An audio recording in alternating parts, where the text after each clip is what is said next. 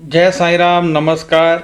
मैं ब्रिज मंसूरी स्वागत करता हूं आपका अपने इस चैनल में और आशा करता हूं कि आप प्रसन्न होंगे, खुश होंगे। हम आज बात करेंगे कि आखिर चोरी क्यों होती है। बहुत से लोग मुझसे सवाल करते हैं कि जब परमात्मा हमें पैसे देता है, जब परमात्मा हमें धन देता है, तो चोरी होती क्यों है। आज का हमारा विषय ये है। हम इस पर आज बात करेंगे कि जो धन हमें परमात्मा की तरफ से मिला, जो धन हमें हमारे उस परमात्मा ने खुद दिया, आखिर वो चोरी क्यों होता है। तो सबसे पहले मैं आपको बता दूं कि जैसे हमें अपने बच्चों की चिंता होती है, ऐसे ही परमात्मा अपने बच्चों यानी हम सब की बहुत चिंता किया करते हैं। हमारे प्रभु, हमारे परमात्मा हमसे बहुत प्रेम करते हैं। पहले तो आप इस बात को समझ लीजिए कि आपके परमात्मा आपसे बहुत प्रेम करते हैं, आपके गुरु आपसे बहुत प्रेम करते हैं। जैसे एक माँ अपने बच्चे को टीकाकरण जब होता है तो इंजेक्शन लगवाती है, तो बच्चा सोचता है कि मेरी माँ मुझे चॉकलेट ना देकर ये दर्द क्यों करवा रही है। वह नहीं जानता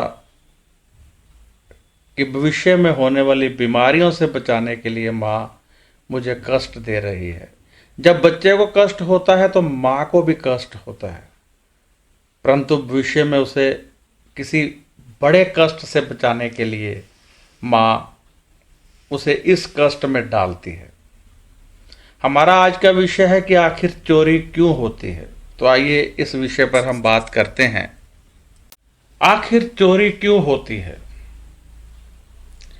हमें जो भी जिंदगी में मिला है, किसी ना किसी कारण से मिला है। यदि आपके पास कोई एफडी है या कोई पैसे हैं या कोई जमीन है, तो परमात्मा ने वह किसी न किसी कारण से आपको दिए हैं और निश्चित है कि वह धन कहाँ खर्च होगा।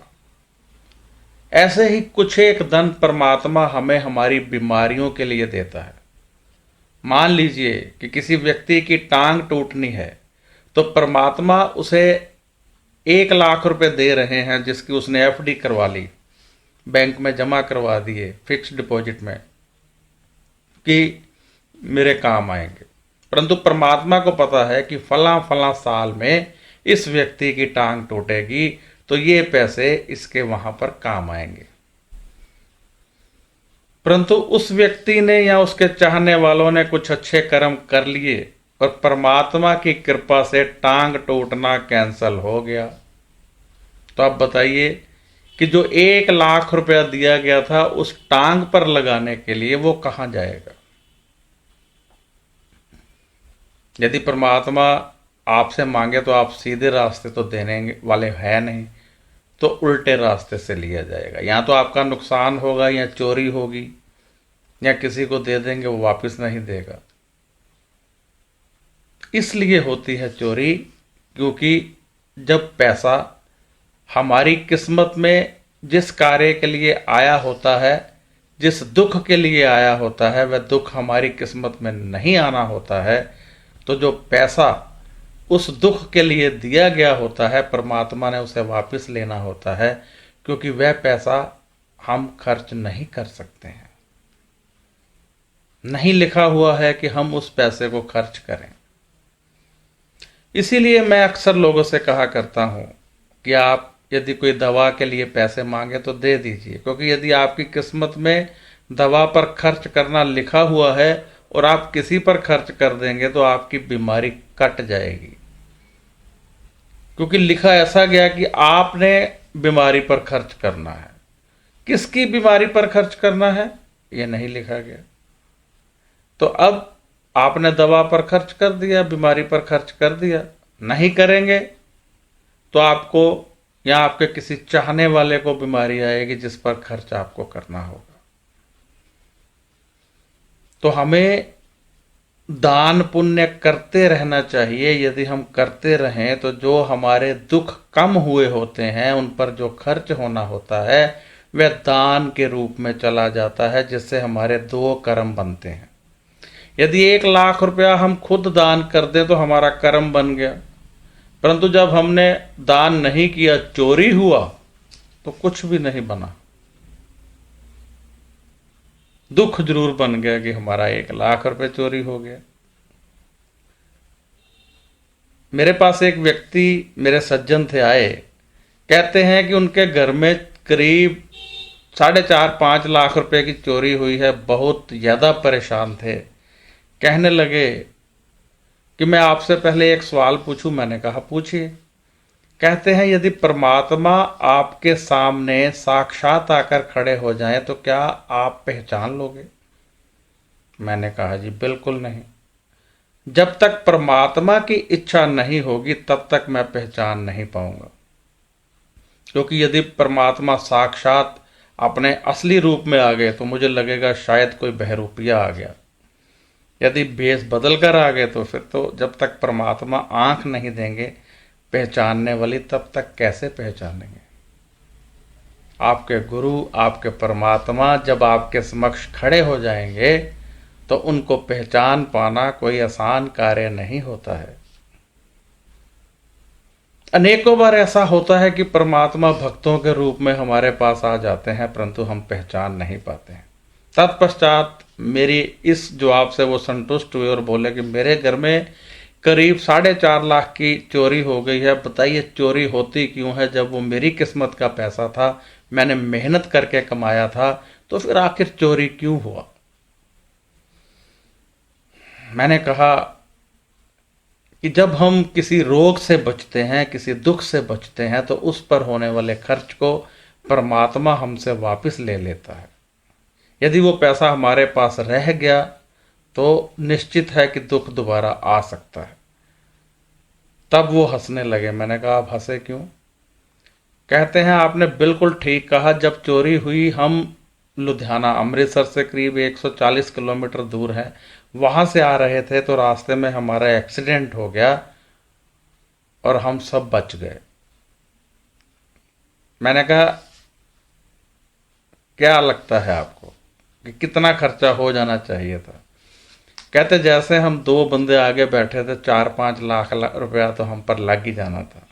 तो मैंने कहा कि परमात्मा ने आपकी बीमारी को काट दिया, आपके दुख को काट दिया, लेकिन उस दुख पर जो पैसा लगना था वो परमात्मा ले गए। तो अब जब परमात्मा ले गए तो दुख किस बात का मनाना? आपका कोई नुकसान होता है, आपका कोई पैसा खो जाता है तो दुख मत मनाइए, क्योंकि ये वो पैसा था जो आपके दुख के लिए आपको दिया गया था। तो अच्छा हुआ ना कि दुख के बिना वो पैसा चला गया और दुख आपको नहीं आया। तो आप खुशी मनाइए। दुख में जब आप सुख ढूंढना शुरू कर देंगे, कितना अच्छा बात है, जरा ध्यान से देखिए। दुख में जब आप सुख ढूंढना शुरू कर देंगे तो आपकी जिंदगी बिल्कुल मधुर हो जाएगी। सोचिए कितनी अच्छी बात है कि दुख में सुख। कुछ लोग तो हंस पड़े होंगे कि दुख में सुख कैसे हो सकता है? बिल्कुल हो सकता है। दुख को एंजॉय कीजिए। ये सोचिए कि ये दिन दोबारा नहीं आएंगे। जब हम सुख को जाने नहीं देना चाहते, वो चला जाता है, तो दुख को तो हम धक्के मार रहे हैं, वो कहाँ रहेगा, वो भी चला जाएगा। तो आज का विषय था कि चोरी क्यों होती है। मेरा पूरा बताने का जो था मैंने बता दिया, और मुझे पूरी आशा है कि आपको पूरे ढंग से समझ लगी होगी। यदि आपने इस चैनल को सब्सक्राइब नहीं किया है तो कृपया कर दीजिए, क्योंकि इस चैनल में आपको बहुत सारी जानकारियां मैं भविष्य में देने वाला हूं। बहुत सारी जानकारियां, ऐसी बातें बताने वाला हूं जिसे आप सोच भी नहीं सकते, और यूट्यूब चैनल पर कभी किसी ने ऐसी बातें नहीं डाली होगी। बहुत कुछ डालने वाला हूं मैं इस पर। आप इसे सब्सक्राइब कीजिए, और यदि ये वीडियो पसंद आई हो तो लाइक भी कर दीजिए, और यदि कुछ लिख सकते हैं तो बिल्कुल नीचे जाकर कोई मैसेज भी छोड़ दीजिए। हमें भी पता चले कि आपको कैसी वीडियो अच्छी लगी और कैसी वीडियो आप देखना चाहते हैं, ताकि मैं भविष्य में वैसी वीडियो बनाकर आपको दिखाऊं। यदि आप मुझसे संपर्क करना चाहते हैं, कोई सवाल पूछना चाहते हैं, कोई आपकी समस्या है उसका निवारण चाहते हैं, तो कृपया व्हाट्सएप कीजिए। व्हाट्सएप पर जो मेरा नंबर स्क्रीन पर चल रहा है, इस पर लिखकर सेंड कर दीजिए। फिर इंतज़ार कीजिए, 24 घंटे या 30 घंटे इंतज़ार कीजिए, जवाब आपको ज़रूर मिलेगा। फ़ोन मत कीजिए, क्योंकि फ़ोन बहुत आते हैं, बड़ी मुश्किल होती है सारे फ़ोन सुनने पे। लोग नाराज़ हो जाते हैं कि मेरा फ़ोन नहीं सुना, परंतु बहुत मुश्किल है इतने फ़ोन सुनना। तो चलते हैं, फिर मिलेंगे एक नई वीडियो के साथ, एक नई जानकारी के साथ, एक नई समस्या के निवारण के साथ। तो आज्ञा दीजिए, खुश रहिए, आबाद रहिए और अपना ध्यान रखिए।